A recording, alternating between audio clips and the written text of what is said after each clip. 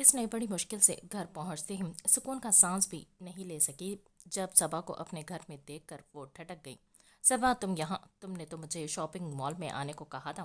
حرم اسے دیکھ کر حیران رہ گئی تھی جبکہ وہ اس کے قریب پہنچتے ہوئے ماتھے سے نکلتے خون کو دیکھ کر پریشان ہو گئی۔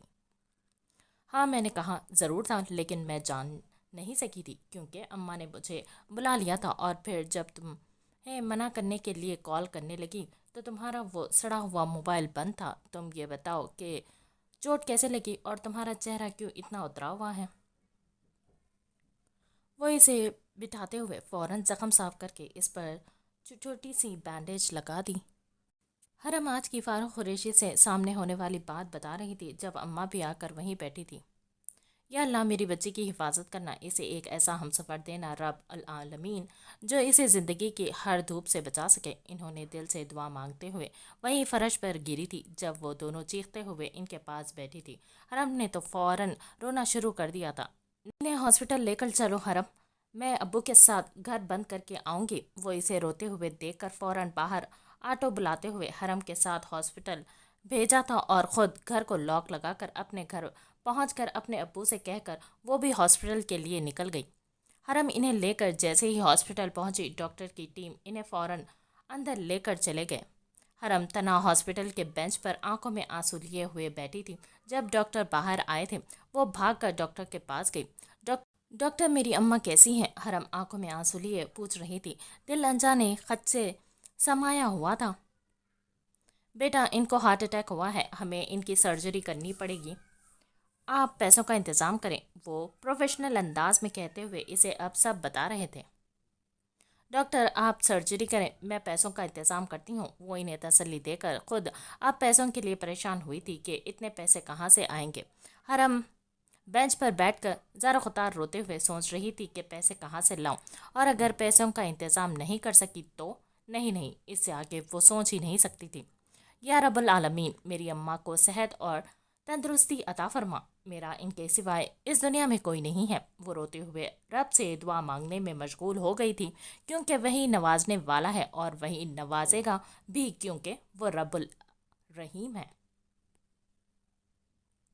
فرحان خان ہاسپٹل میں اپنے روٹین چیک اپ کے لیے آئے تھے، لیکن جیسے ہی کوریڈور میں نظر پڑی تو دیکھا کہ ایک لڑکی بینچ پر بیٹھی رو رہی تھی۔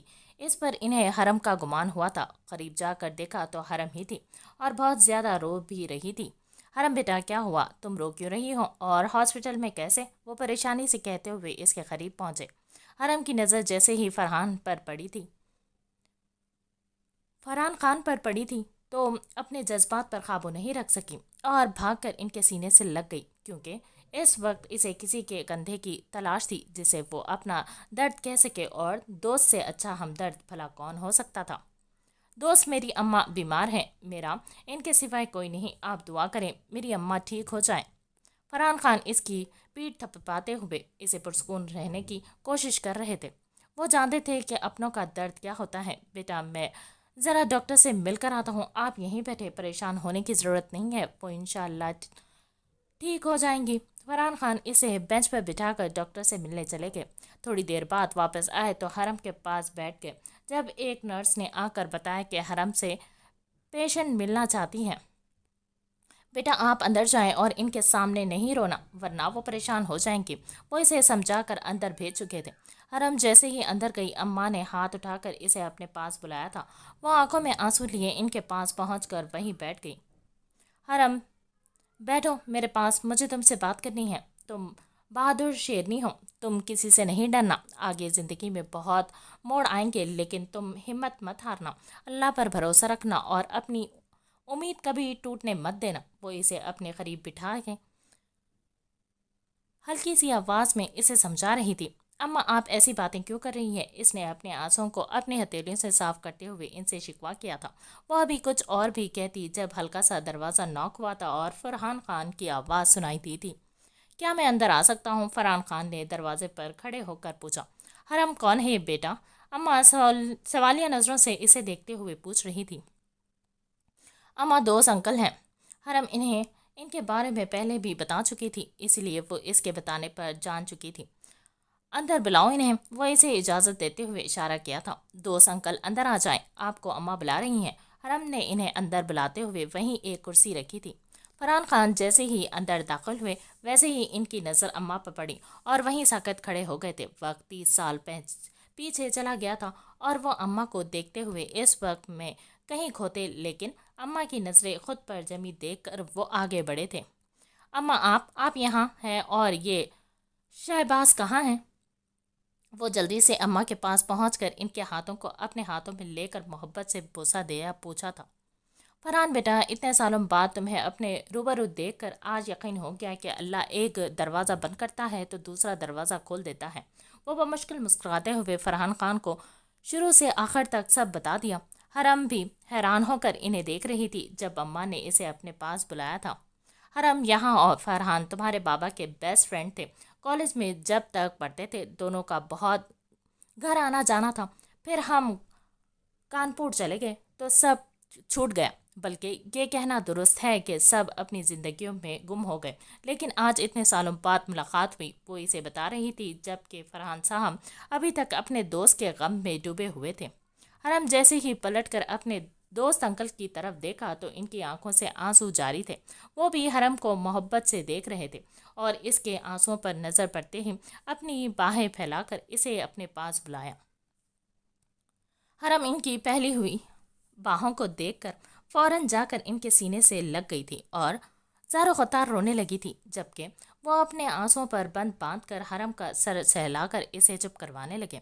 آپ کو معلوم ہے اماں، مجھے اس سے بہت کسی اپنے کی خوشبو آتی تھی، لیکن مجھے نہیں پتا تھا کہ یہ سچ میں میرے جگر کی بیٹی ہے۔ وہ محبت سے اس کے سر کو سہلاتے ہوئے اماں سے مخاطب تھے، بیٹا، اس فاروق قریشی کی وجہ سے ہم در در کی ٹھوکریں کھانے پر مجبور ہو گئے۔ وہ اپنے آنکھوں کو بند کرتے ہوئے کہہ رہی تھی، اماں، میں اس فاروق قریشی کی اینٹ سے اینٹ بجا دوں گا۔ فرحان صاحب غصے سے چور تھے۔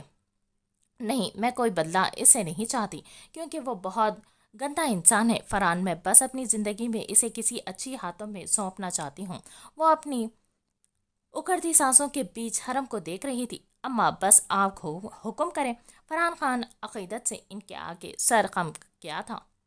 فرحان، اگر تمہارے پہچان میں کوئی اچھا لڑکا ہو تو تم ابھی میرے سامنے اس کا نکاح پڑھوا دو۔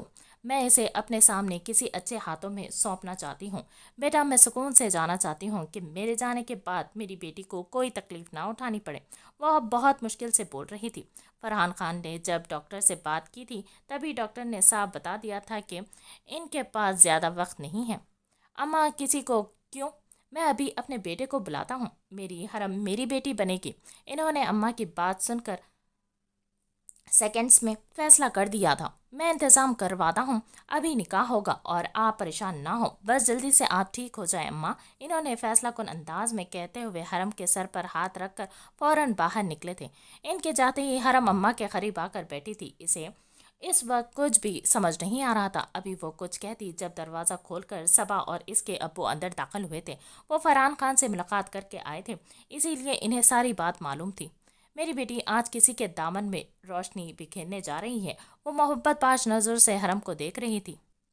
فرحان خان نے شاہ زیب کو فون کر کے فوراً ہاسپٹل پہنچنے کے لیے کہا تھا، جس سے وہ پریشان ہو کر بنا کچھ پوچھے ہاسپٹل پہنچ کر ان کے سامنے کھڑا ہوا تھا۔ بابا، آپ ٹھیک تو ہیں؟ میں بہت ڈر گیا تھا۔ وہ جیسے ہی اپنے بابا کو دیکھا تو بھاگ کر ان کے گلے لگا تھا اور بے یقینی سے ان کا ہاتھ چھو کر دیکھا، جیسے یقین کرنے کی کوشش کر رہا ہو کہ وہ سچ میں ٹھیک تو ہے نا۔ شاہ میر، بات سنو، میں تم کو ہمیشہ اپنے دوست شہباز کے بارے میں بتایا کرتا تھا نا کہ جب ہم اپنے دنیا میں گم ہوئے تو اچانک سب چھوٹ گئے، لیکن اب سالوں بعد مجھے شہباز کی فیملی ملی ہے۔ میرا شہباز اس دنیا میں نہیں رہا، لیکن اس کی اماں اور شہباز کی ایک بیٹی ہے۔ اماں سے میں وعدہ کر چکا ہوں کہ میں ان کی پوتی کی ساری ذمہ داری اٹھاؤں گا۔ اماں اپنے آنکھوں کے سامنے اپنی پوتی کا نکاح ابھی کرنا چاہتی ہیں اور میں ان سے آپ کا کہہ چکا ہوں۔ انہوں نے اس کے اڑتے ہوئے چہرے کے تاثرات کو دیکھتے ہوئے بھی اپنی بات جاری رکھی۔ اب فیصلہ آپ کے ہاتھ میں ہے کہ آپ اپنے باپ کی بات کا مان رکھتے ہیں یا توڑ دیتے ہیں، لیکن ایک بات یاد رکھنا شاہ، میں آپ پر کوئی دباؤ نہیں ڈال رہا، لیکن میں اپنے دوست اور اماں کے آگے سرخرو ہونا چاہتا ہوں۔ اگر یہ نکاح آپ نہیں کرنا چاہتے ہیں تو کوئی بات نہیں ہے، میں زمان سے بھی کروا سکتا ہوں، کیونکہ وہ میرے دوست کا بیٹا ہے۔ اتنا مان تو میرا رکھ ہی لے گا۔ وہ فرحان کے فیصلے کن انداز کو دیکھ کر بخوبی واقف تھا کہ وہ اپنے فیصلے سے ایک قدم پیچھے نہیں ہٹے گا، لیکن وہ تو نفرت کرتا تھا ہر عورت ذات سے، پھر کیسے کوئی رشتہ بنا لیتا۔ اس نے تو اس انجانی لڑکی کا نام تک پوچھنا گوارا نہیں کیا تھا، لیکن ہاں اپنے باپ کے مان کو کیسے توڑ دیتا، یہ اس کے بس سے باہر تھا۔ ان کے لیے اگر اسے کوئی جان بھی قربان کرنے کو کہتا تو وہ ایک پل کے لیے بھی نہیں ہچکچاتا۔ بابا، آپ کو معلوم ہے نا کہ مجھے کیسے بلیک میل کرنا ہے۔ بابا، میں شادی نہیں کرنا چاہتا تھا، لیکن آپ کا مان کبھی نہیں توڑوں گا، کیونکہ میں آپ سے اس دنیا میں سب سے زیادہ محبت کرتا ہوں، اسی لیے آپ کے فیصلے پر عمل کرنے کو تیار ہوں۔ لیکن ہاں، اس نکاح کے بعد آپ مجھ سے امید مت کریے گا کہ میں اس رشتے کو بخوشی قبول کر لوں گا۔ شاہ زیب فرحان خان کس دل سے اس نکاح کے لیے راضی ہوا تھا، یہ تو وہی جانتا تھا۔ وہ حیران تھا اپنے فیصلے پر بھی اور اپنے ماتم کرتے دل پر بھی۔ اسے بار بار کسی کی شکوہ کرتی ہوئی نظریں یاد آ رہی تھی، جنہیں وہ بڑی بے دردی سے جھٹک چکا تھا، کیونکہ اس کی زندگی میں اس جذبے کی کوئی گنجائش نہیں تھی۔ لیکن باہر قسمت کب کس کو کہاں ملا دے کوئی نہیں جانتا، کیونکہ جوڑے تو آسمانوں پر بنتے ہیں۔ اور کبھی ایسا ہوتا ہے کہ جو ہم اللہ تعالیٰ سے مانگتے ہیں اپنے لیے اچھا سمجھ کر، وہ ہمارے حق میں اچھا نہ ہو، لیکن اللہ تعالیٰ جو نوازتے ہیں وہ ہمارے لیے بہتر سے بہترین ہوتا ہے، بس ہم انسان بہت بعد میں یہ سمجھ پاتے ہیں۔ شاہ، تم زمان کو فون کرو اور کہو کہ مولوی صاحب کو لے کر ہاسپٹل پہنچے، کیونکہ نکاح ابھی ہوگا۔ وہ اسے اپنے سینے سے لگا کر اس کے مان جانے پر اللہ کا شکر ادا کرتے ہوئے اسے حکم دیا۔ انہیں معلوم تھا کہ نکاح میں اللہ نے جو محبت ڈالی ہے، اس سے شاہ زیب فرحان خان کا بچ جانا ناممکن تھا۔ جی بابا، میں ابھی فون کرتا ہوں۔ وہ اس بات میں سر ہلاتے ہوئے سپاٹ چہرے لیے اپنے موبائل نکال کر زمان کا نمبر ملایا۔ ہیلو، ہاں سر۔ وہ اس کا نمبر دیکھ کر الرٹ ہوا تھا۔ زمان، مولوی صاحب کو لے کر فوراً ہاسپٹل پہنچو۔ وہ اسے ہدایت دیتے فون بند کرنے والا تھا جب اس کی بے تکی بات اور ہکلاتی آواز سن کر وہ اس پر بگڑا تھا۔ کیوں سر، کیا مولوی صاحب بیمار ہیں؟ وہ سمجھ نہیں پایا تھا، اس لیے نہ جانے کیا بول چکا تھا۔ زمان، کیا تم نے ذہن کہیں بیچ کھایا ہے؟ جلدی سے مولوی صاحب کو لے کر آؤ، نکاح پڑھوانا ہے، اس نے دانت پیستے ہوئے کہتے بڑی مشکل سے ضبط کر رہا تھا۔ ہے سر، مولوی صاحب کا نکاح پڑھوانا ہے؟ اس کی بات سن کر شاہ زیب اپنا ماتھا پیٹ چکا تھا۔ ہاں، آئیڈیا برا تو نہیں ہے، لیکن فی الحال مرغا، میرا مطلب ہے کہ دولہا کوئی اور ہے۔ وہ منہ میں بڑبڑایا۔ آ رہا ہوں سر۔ زمان اس کی بات سمجھتے ہوئے حیران ہوا تھا، لیکن پھر خاموشی سے اپنے کام کی طرف متوجہ ہوا، کیونکہ اب کچھ بھی کہنے پر ڈانٹ پکی تھی۔ آدھے گھنٹے کے اندر اندر نکاح کا انتظام کرتے ہوئے وہ ہاسپٹل پہنچا تھا، جہاں اسی ہاسپٹل کے سرد سے روم میں مولوی صاحب نے نکاح پڑھوایا۔ حرم خان بنت شہباز خان، آپ کا نکاح شاہ زیب خان ابن فرحان خان سے 50 لاکھ سکہ رائج الوقت کیا جاتا ہے، کیا آپ کو قبول ہے؟ کمرے میں صرف مولوی صاحب کی آواز گونج رہی تھی۔ حرم کے پاس صبا بیٹھی ہوئی تھی، اس کے چہرے کو اسی کے دوپٹے سے گھونگھٹ کی شکل دی گئی تھی۔ قبول ہے۔ حرم اپنی آواز مارے صدمے کے نہیں پہچان پا رہی تھی، کیونکہ وہ ایک ایسے شخص کے سر زبردستی لاد دی گئی تھی جو ہر عورت ذات سے نفرت کرتا تھا۔ شاہ زیب مولوی صاحب کی آواز سن کر سکتے کی حالت میں تھا۔ ابھی تک اس کے کانوں میں حرم شہباز کا نام گونج رہا تھا۔ 3 بار قبول ہے کہنے اور سگنیچر کرنے کی دیر تھی کہ ہر طرف ہاسپٹل روم میں مبارکباد شروع ہو چکی تھی۔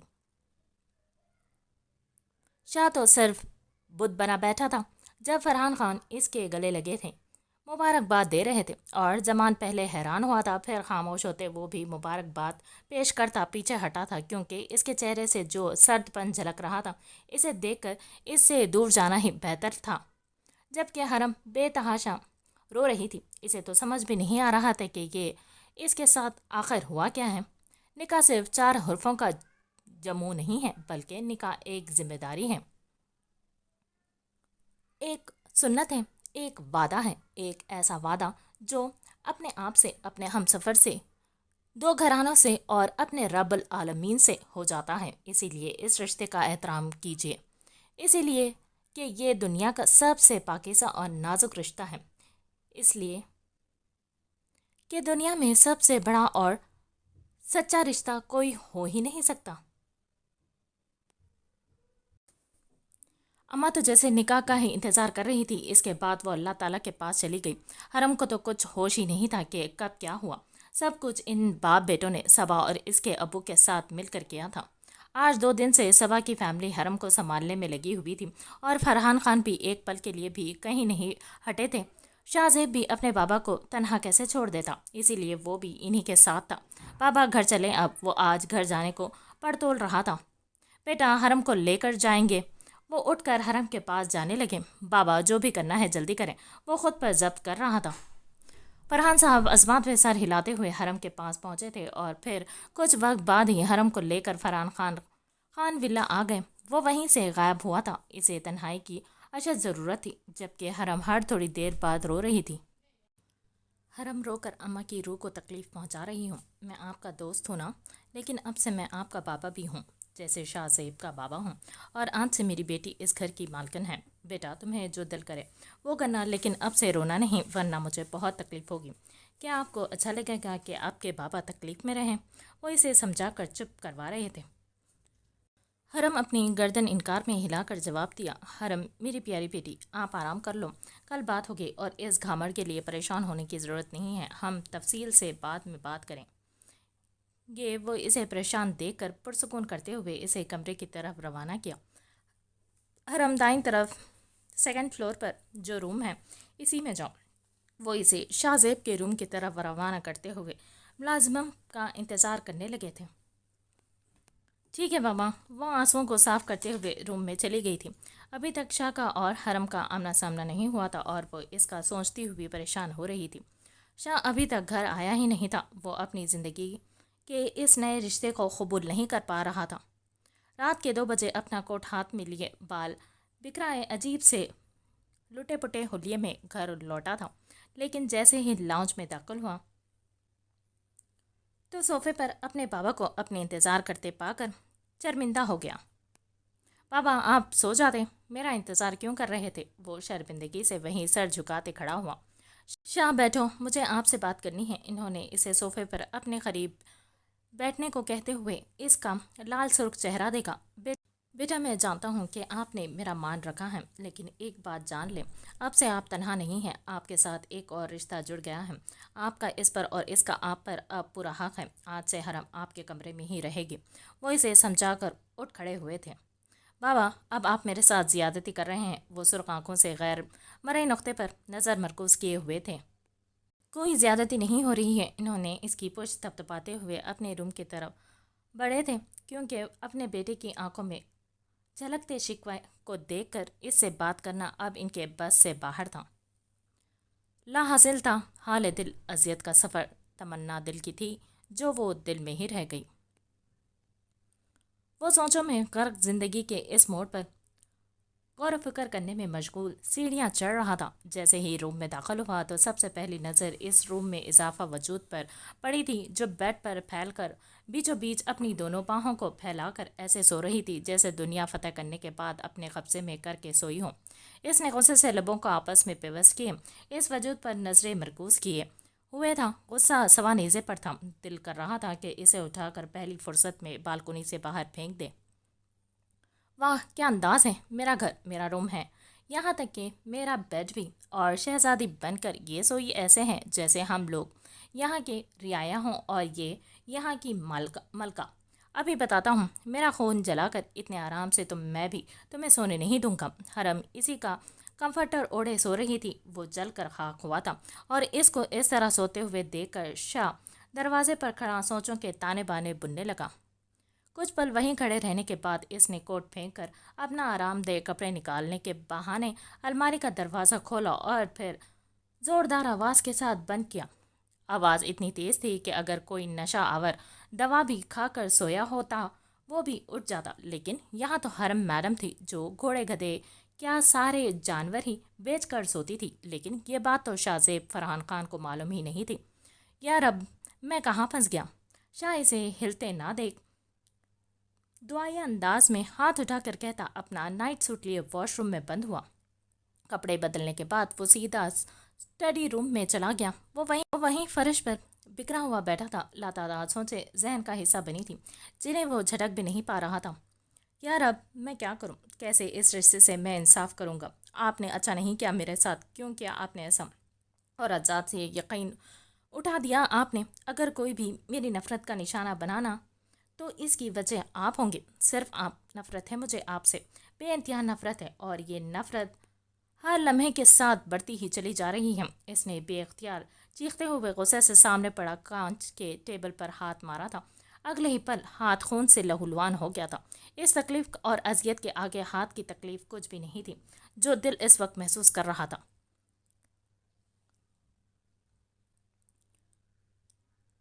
अधूरा कर गई आप मुझे। जिंदगी के हर रंग आपने मुझसे छीन लिए, बेरंग कर दी आपने शाहजेब खान की जिंदगी। क्यों नहीं सोचा मेरे बारे में? क्यों? इसने आंखों से बहते हुए अश्कों को अपनी शर्ट के आस्तीन से साफ करते हुए नजर सामने उठाई तो हरम दरवाजे पर खड़ी इसे देख रही थी।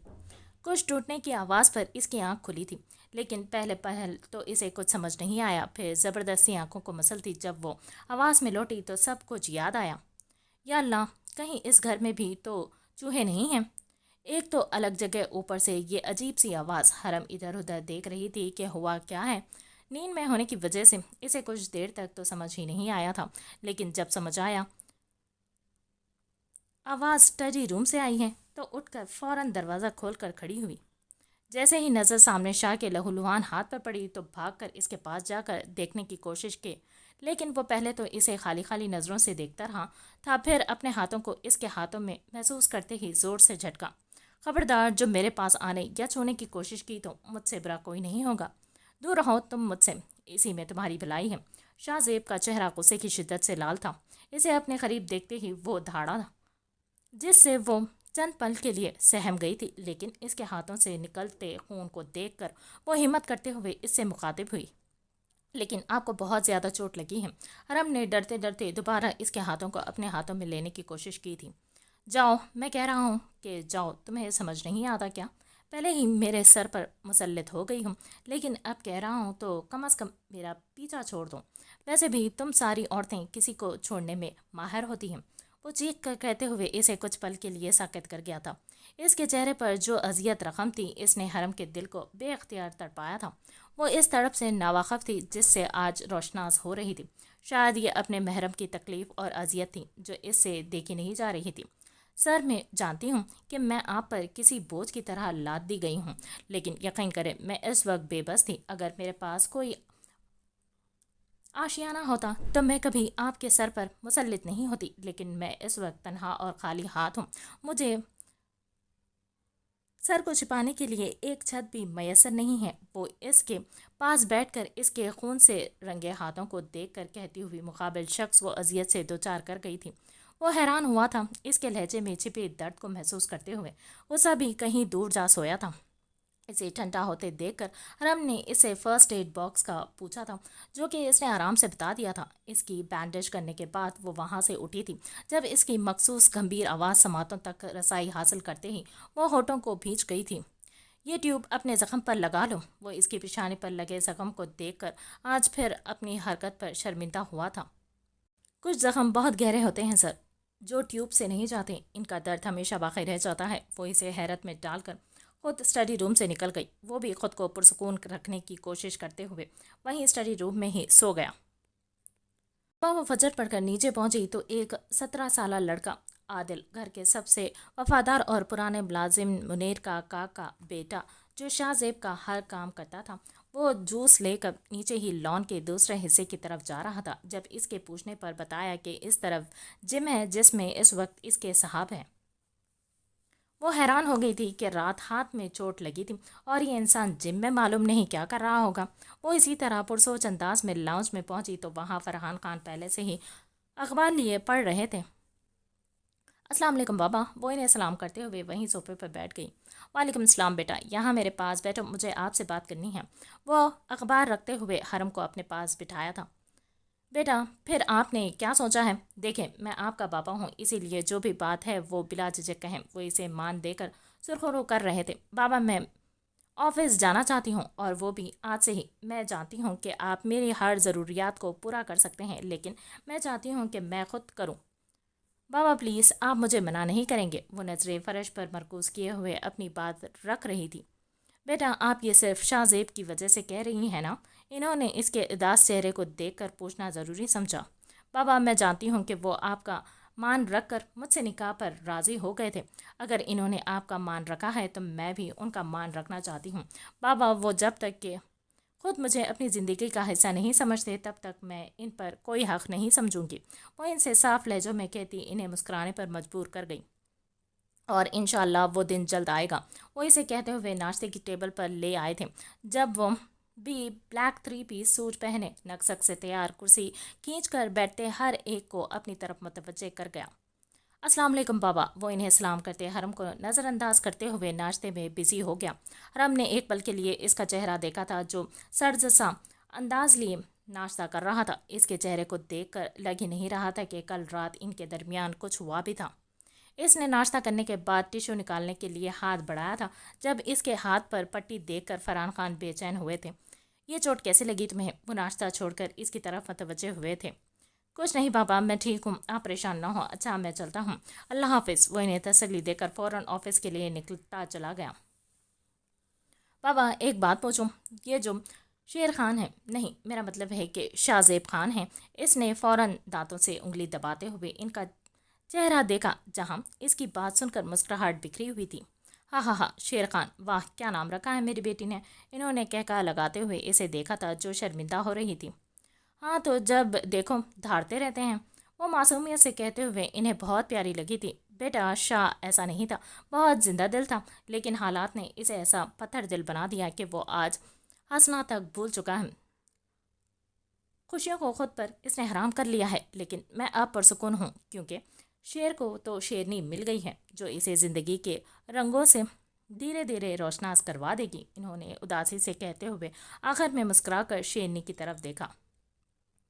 انشاءاللہ ضرور، جب اللہ نے ہمیں ہم سفر بنایا ہے تو وہ ہمیں ایک ساتھ خوشیاں بھی نصیب کریں گا۔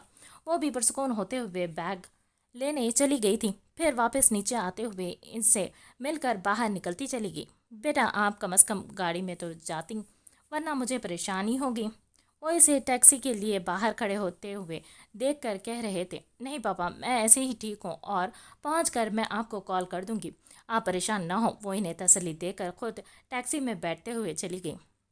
میں آپ کو روک سکتا تھا بیٹا، لیکن میں چاہتا ہوں کہ آپ دونوں لوگ قریب رہو جس سے ایک دوسرے کے دل میں جگہ بنا سکو، اور اللہ نے چاہا تو ایسا ضرور ہوگا۔ وہ دھیمے لہجے میں بڑبڑاتے ہوئے اندر کی طرف بڑھ گئے۔ وہ آفس پہنچ کر سب کے سلام کا جواب دیتے ہوئے اندر جا رہا تھا جب نظر سامنے اٹھی تھی اور کچھ سیکنڈ کے لیے آنکھوں میں حیرانی در آئی تھی۔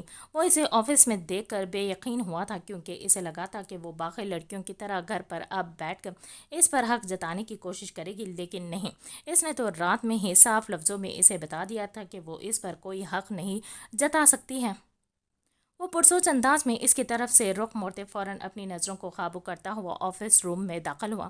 سر، آج بھابی، میرا مطلب ہے کہ مس حرم کو کیا کام دیا جائے؟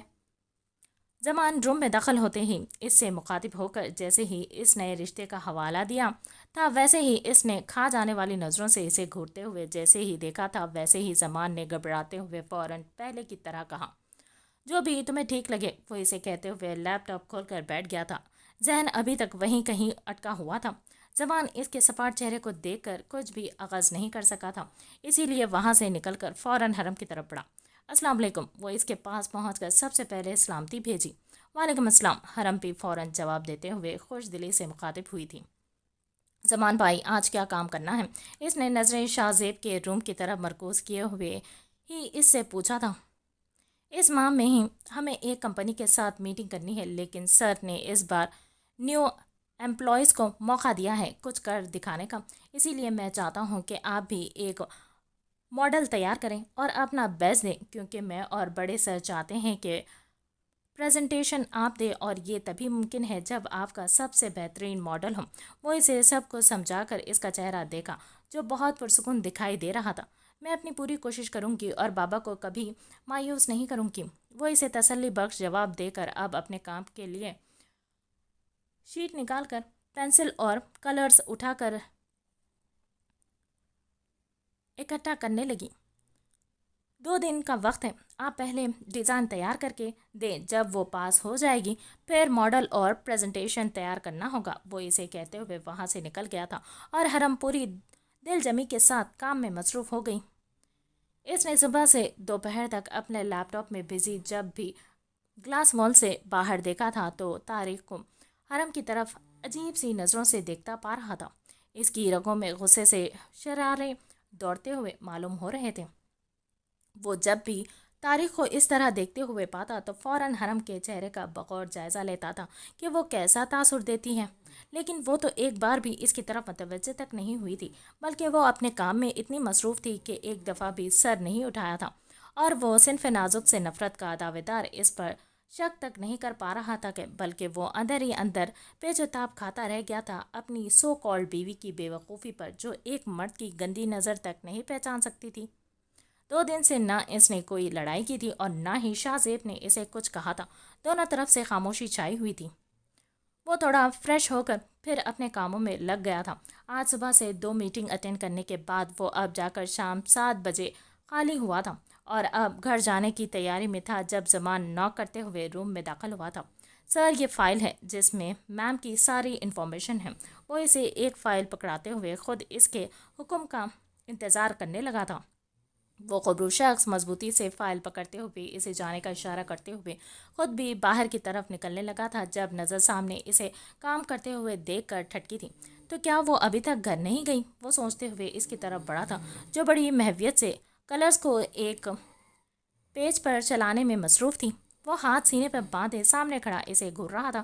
جب وہ اس کے نظروں کے ارتکاز پر نظریں اٹھا کر اسے دیکھتی ساکت ہوئی تھی، کیونکہ مقابل شخص کی آنکھوں میں اتنی سرد مہری تھی کہ وہ چند پل کے لیے خوفزدہ ہو گئی تھی۔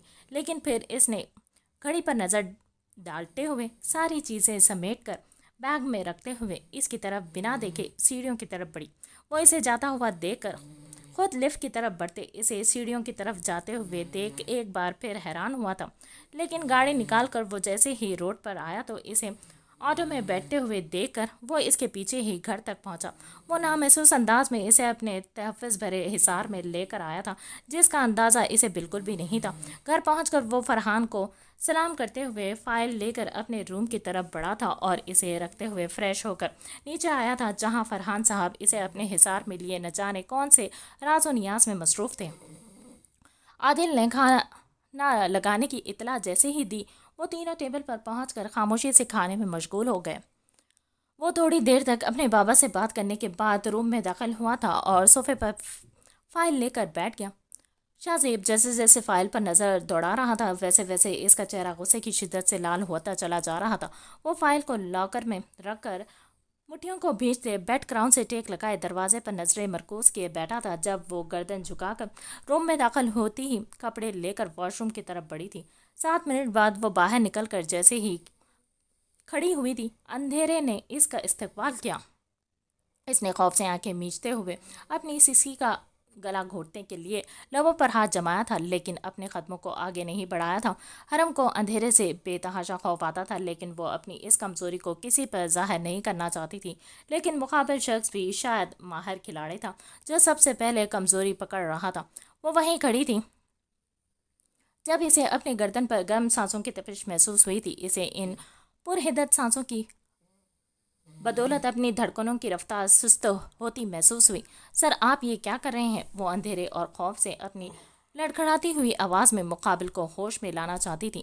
شاہ زیب وارڈروب کے پاس ہی کھڑا تھا جب اندھیرا ہوا تھا۔ وہ ابھی کچھ کرتا اس سے پہلے ہی حرم واش روم سے نکل کر وہیں ساکت کھڑی ہوئی۔ اسے کچھ لگ رہا تھا کہ شاید وہ خوفزدہ ہے، لیکن اندھیرے کے باعث شاہ زیب اس کا چہرہ نہیں دیکھ سکتا تھا، اسی لیے وہ وہیں کھڑے آگے کو جھک کر ڈریسنگ ٹیبل سے موبائل اٹھانے کے لیے ہاتھ بڑھا رہا تھا جب اس کی کپکپاتی ہوئی آواز سن کر وہیں سن کھڑا رہ گیا۔ مطلب حرم اسے کیا سمجھ رہی تھی کہ وہ اندھیرے سے فائدہ اٹھانے کی کوشش کر رہا ہے؟ وہ نفس کا غلام نہیں تھا جو وہ گری ہوئی حرکت کرتا۔ اگر کچھ کرنا چاہتا تو ڈنکی کی چوٹ پر کرتا، کیونکہ وہ اس پر حلال تھی۔ نکاح کیا تھا اس نے، لیکن اسے صنف نازک میں کوئی دلچسپی نہیں تھی۔ Shut up, just shut up. हराम आगे एक लफ्ज़ और कहा तो तुम्हारी ज़बान खींच लूंगा। वो गुस्से की शिद्दत से धाड़ा था। इसकी डांट पर वो सहम कर पीछे हटी, वार्डरोब से लगी।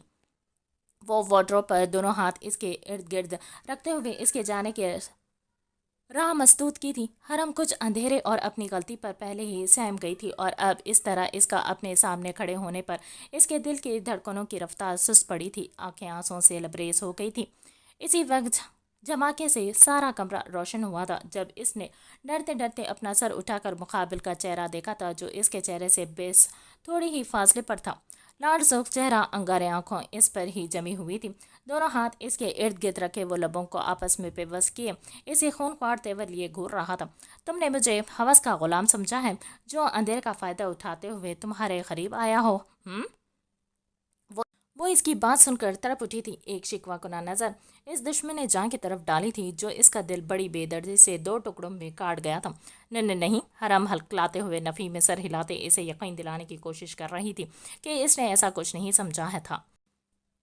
शाहजेब इस शिकवा कुना नजरें देखकर दूसरी बार सख्त हुआ था। वो इन नज़रों से पीछा छुड़वाने के लिए इसे अब खुद से और सहमाने के लिए तैयार था, क्योंकि वो नहीं चाहता था कि हरम इसके करीब रहकर इसके किसी भी राज को जान ले। इसीलिए इसके सहमे हुए चेहरे को देखकर अपना अगला प्लान तरतीब दे चुका था।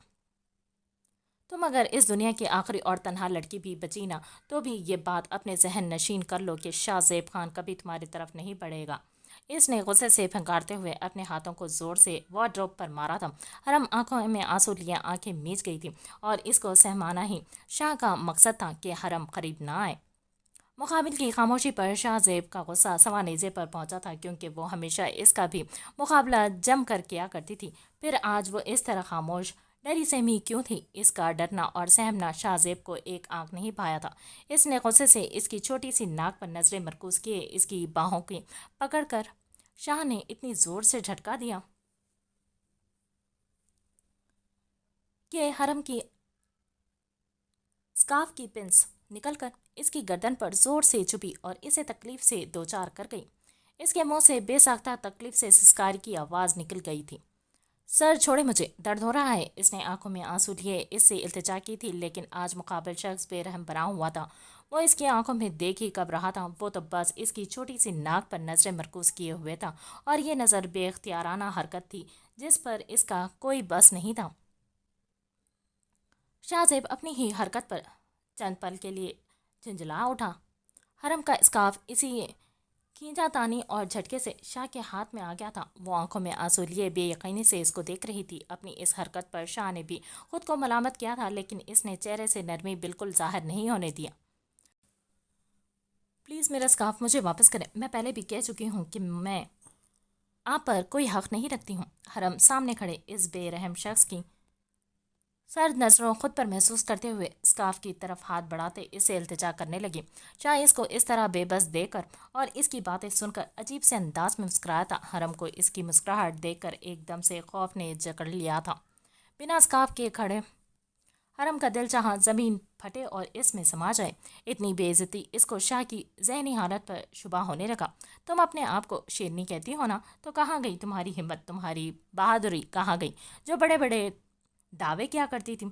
शाह हरम के इतने पास था कि इसकी सांसें हरम के चेहरे पर पड़कर इसे झुंझला रही थी। इसकी हरकत पर मुकाबिल वजूद की जान हवा हो गई थी। शाह का ये रूप देखकर कितने ही पल वह सुन खड़ी रह गई, नज़र उठने से इनकारी हुई। तुम मेरी बीवी हो, लेकिन एक बात जान लो कि मुझे तुम में तो क्या किसी औरत में रत्ती बराबर भी इंटरेस्ट नहीं है, इसीलिए तुम मुझसे दूर रहना। वो इसकी आंखों में आंसू चमकते हुए देखकर साकत हुआ था, क्योंकि इन आंखों में शिकवा और बेयकीनी इसे साफ दिखाई दे रही थी और वही तो वो चाहता था कि, लेकिन आज अमल करने के बाद इसका दिल इस तरह बेख्तियार क्यों हो रहा था? इसने अपने दिल को डपटते हुए इसके स्कार्फ को एक हाथ से सर पर डालते हुए बेख्तियार मुड़ा था और स्टडी रूम में बंद हो गया। हरम अभी तक वैसे ही रो रही थी। आज अपनी कम मायगी पर आंसू रुकने का नाम नहीं ले रहे थे। वो वहीं फर्श पर बैठते रोते रोते न जाने कब नींद की आगोश में उतरी थी। सुबह वो तहज्जुद की नमाज के वक्त उठा था और स्टडी रूम का दरवाज़ा खोलकर जैसे ही कदम बाहर रखा, नजरें एक जगह ठटक कर सकत हुई थी। पूरा कमरा रोशनियों से जगमगा रहा था और वो जहां इसे रात में छोड़कर गया था वहीं फर्श पर दीवार से टेक लगाए सोती हुई नजर आई। आंखों में तहयर लिए वो इसे देखते सर झटक कर جانے کا ارادہ کرتا، لیکن پھر پرسوچ انداز میں اس کے پاس فرش پر گھٹنوں کے بل بیٹھتے ہوئے نظر اس پری وش پر مرکوز کیے اس کا چہرہ دیکھا تھا، جہاں وہ لال سرخ ناک اور چہرے سمیت پلکوں کو جالر گرا کر محو خوف تھی۔ اس کا دل بے اختیار شدت سے دھڑکا تھا۔ وہ دل کی اس دغا بازی پر بلبلا اٹھا۔ آج رات سے ہی وہ خود کی حالت سمجھنے سے قاصر ہوا۔ یہ اسے کیا ہو رہا تھا؟ دل جیسے دغا بازی پر اترا ہوا تھا۔ یہ نومبر کے اول دن تھے جن میں میدانی علاقوں میں اچھی خاصی ٹھنڈ پڑنے لگی تھی۔ وہ اسے فرش پر سوتے دیکھ کر دانت پیستے ہوئے اٹھاتا اور کچھ سوچتے ہوئے ٹیبل سے کانچ کا گلاس اٹھاتے ایک بار پھر اس کا سویا ہوا چہرہ دیکھا جہاں سکون ہی سکون تھا۔